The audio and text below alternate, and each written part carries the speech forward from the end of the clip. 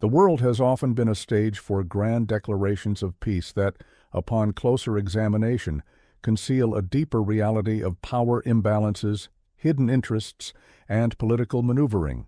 In the 21st century, this dynamic has become sharper as leaders present frameworks and agreements designed to claim the mantle of peacemakers, while in practice those very plans either entrench divisions or deny true justice. When former U.S. President Donald Trump unveiled his highly publicized peace plan for resolving some of the world's long-standing conflicts, much of the international community responded with curiosity, skepticism, or outright rejection.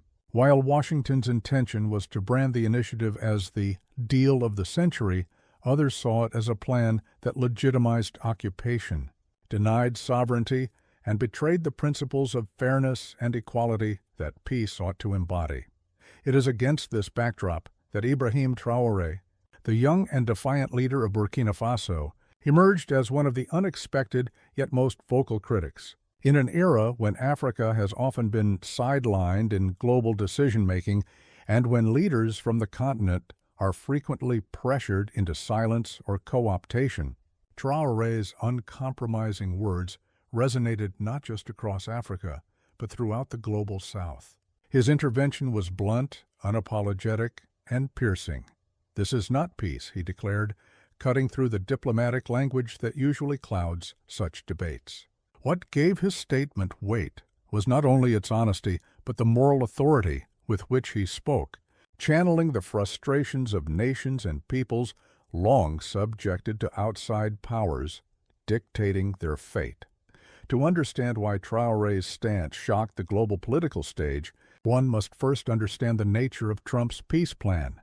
Crafted and presented with much fanfare, it was advertised as a bold attempt to bring an end to decades of strife in the Middle East and to stabilize a region long plagued by war. Yet on closer analysis, it was heavily tilted in favor of one side while disregarding the legitimate aspirations of the other. Borders were redrawn on paper without the consent of those most affected.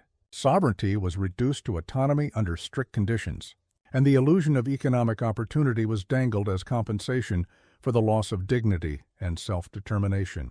Critics across the world argued that such a plan was less about peace and more about consolidating the interests of Washington's allies. Traoré's rejection was not born of abstract ideology but of lived history. As a Burkinabe, he carries in his veins the memory of colonial exploitation, the structural violence of neocolonial arrangements, and the sacrifices of leaders like Thomas Sankara, who dared to challenge global injustices.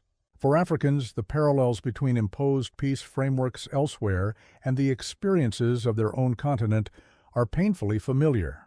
Whether it is the forced agreements that ceded lands, the economic deals that stripped nations of sovereignty, or the foreign interventions justified under the pretense of stability, the message has often been the same. Peace on the terms of the powerful is rarely peace for the oppressed. When Traoré spoke, he was not only critiquing a plan centered in the Middle East, but also indicting the broader international order. He questioned why a peace initiative should be celebrated if it silences the voice of those who suffer most. He asked whether justice can ever be achieved when power defines reality, and whether the dignity of people can be bought with promises of infrastructure, aid, or financial incentives. His rhetorical force came from drawing upon Africa's own experience of betrayal and applying it as a mirror to global affairs. The irony was not lost on those who listened. A leader from one of the poorest nations in the world, surrounded by instability and foreign meddling, was offering a clearer vision of peace than those who claimed to be global superpowers. The backlash was immediate. Western commentators accused Traoré of oversimplifying a complex issue or of playing to populist sentiment.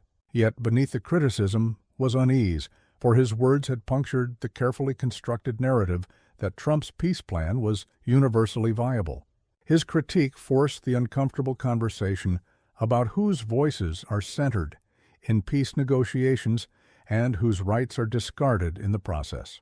African citizens, particularly the youth, rallied behind his words with pride, seeing in him a continuation of Sankara's fearless spirit.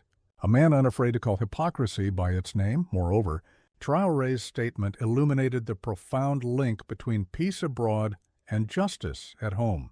He argued that if peace is to have meaning, it must be built on fairness, dignity, and mutual recognition.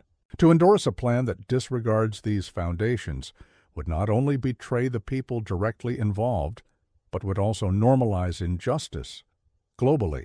For Africa, this was a dangerous precedent. If powerful nations could impose terms of peace elsewhere, what would stop them from dictating the political, economic, or territorial arrangements of African states tomorrow? In Traoré's eyes, silence was complicity, and complicity was betrayal. What made his defiance resonate so widely was the context of Africa's current struggles. Across the Sahel, nations are fighting existential battles against insurgencies, external meddling, and economic exploitation. At a time when African sovereignty is under relentless pressure, Traoré's voice carried the weight of collective resistance. His stance was not merely about one peace plan in the Middle East, but about the larger question of whether the powerless will always be denied their voice while the powerful define the world order. For millions, his words were a reminder that true leadership requires courage to stand for principles even when silence would be easier. In examining the content of Trump's plan alongside Traoré's critique, one sees the clash between two worldviews. The first is transactional, built on negotiations where power dictates outcomes, where land can be exchanged like commodities, and where political recognition is conditional upon submission. The second is principled, rooted in the conviction that peace without justice is illusion, that dignity cannot be traded for economic promises, and that sovereignty is not a gift to be granted, but a right to be respected. Traoré stood firmly in the latter camp, and by doing so, he reasserted Africa's moral voice on the global stage.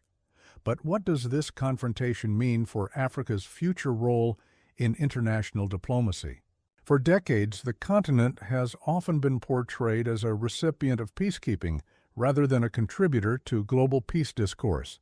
Traoré's intervention disrupted that narrative, signaling that Africa not only understands the dynamics of conflict and peace, but also has profound lessons to share. After all, African societies have endured centuries of colonization, partition, imposed treaties, and externally orchestrated settlements. They know better than most that peace imposed from outside rarely lasts, and that genuine resolution must emerge from dialogue, justice, and respect. The implications extend further. By rejecting a plan backed by one of the world's most powerful nations, Traoré demonstrated that even leaders of small nations have the capacity to challenge global powers when armed with moral clarity. His words underscored the principle that legitimacy in world affairs does not derive solely from military strength or economic might, but from the resonance of truth and justice. This is why his declaration, "This is not peace," carried such force. It exposed the gap between rhetoric and reality, between the lofty language of diplomacy and the lived experiences of oppressed peoples. It is also worth reflecting on how Traoré's message was received beyond Africa. In parts of the Middle East, his rejection was embraced as solidarity, a reminder that the struggles of peoples are interconnected. In Latin America, where nations too have experienced imposed peace under U.S. influence, his words found sympathetic ears. Even in Europe, among populations increasingly skeptical of interventionist foreign policies, his bluntness was respected, even if it was politically inconvenient.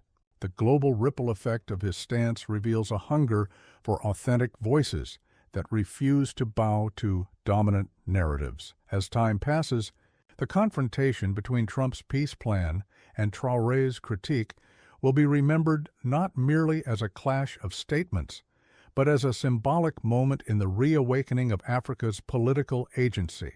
For too long, African leaders have been pressured into compliance, their dissent muted by aid packages, diplomatic threats, or political isolation.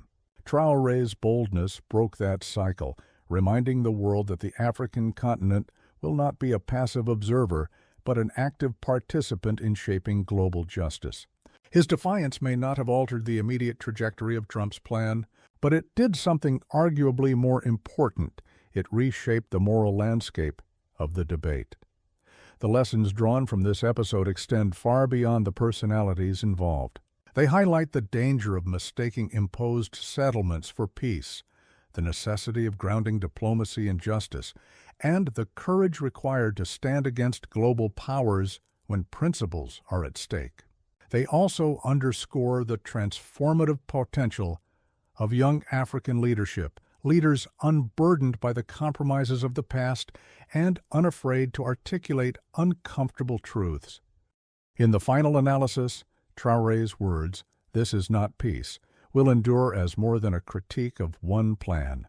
They will serve as a timeless reminder that peace built on exclusion, injustice, and inequality is fragile and false. True peace demands not just the silencing of guns, but the presence of dignity, justice, and recognition for all peoples. For Africa, for the Middle East, and for the world at large, the challenge remains to reject the convenient illusions of peace that serve the few and to embrace the difficult but necessary pursuit of peace that uplifts the many. Ibrahim Traoré's voice, unyielding and clear, has placed Africa squarely at the heart of this global conversation.